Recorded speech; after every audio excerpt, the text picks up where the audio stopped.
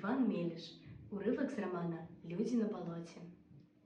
Як та рабіна, цвіла в гэтае лета Ганна. Яшчэ, здаецца, учора была харэза, падлетак, а вось ужо у самай добрай пары дзяўчына, калі толькі вырасла. Глядзелі на Ганну, разважалі. І за малым выключэннем прыдзержанок згаджаліся. Выспела невеста, нічога не скажаш.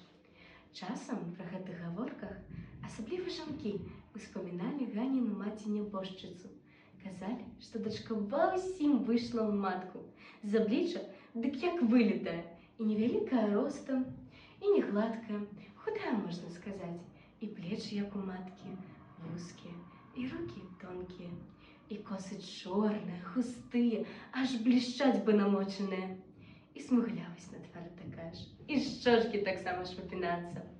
Іншы раз языкі жанок, прыдзерці і зайздросніц, меркавалі, што грудзі ў Ганны малаватыя, як кулачкі, чым толькі дзіця карміць будзе, калі давядзецца. Але пры ўсім тым, нават прыдзеры і зайздросніцы не пярэчылі. Ганны ніяк нельга было палічыць за кволую.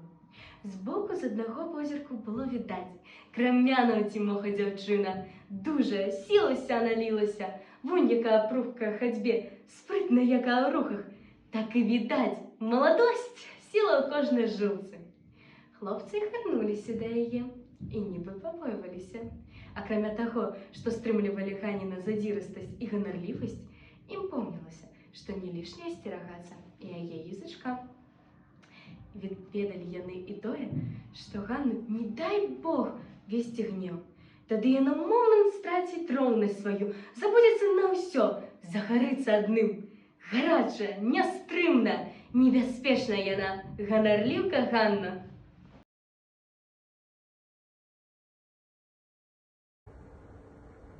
Рукі маці, Тацьяна Цыркунова.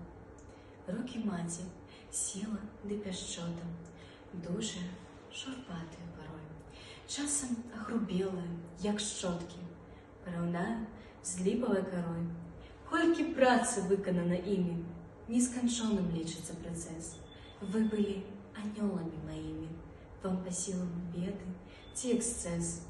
Рукі маці з пелапеннай скурай, мусіць, сам Гасподзь засцерагаў. Ганаруся матчынай культурай, дух яе да кнігі прыцягаў.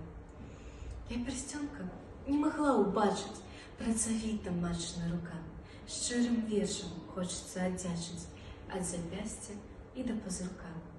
Рукі маці невымернай сілы, нас, дзяцей, ахоўвалі яны.